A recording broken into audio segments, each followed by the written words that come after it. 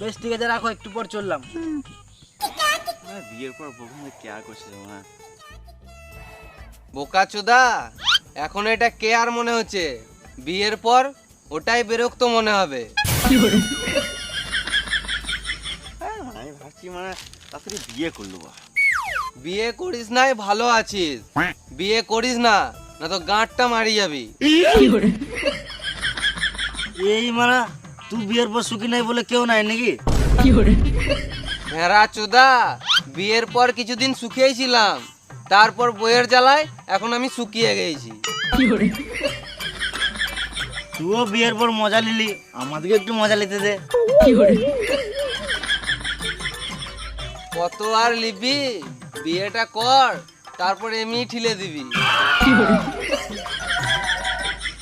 তুই মানে ডেলি মদ খাবি তো কি করে সুখী থাকবি?